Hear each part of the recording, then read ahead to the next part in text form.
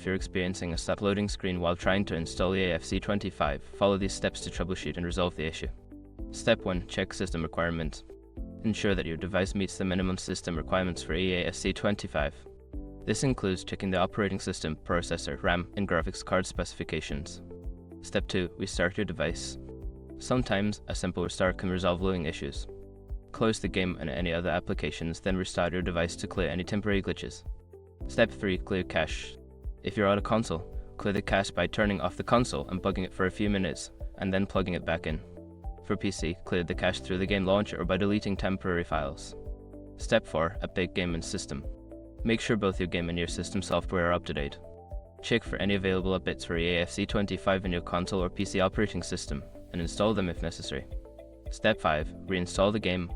If the issue persists, consider uninstalling and then reinstalling EAFC25. This can help resolve any corrupted files that may be causing the loading screen to freeze. By following these steps, you should be able to resolve the loading screen issue and enjoy playing EAFC25.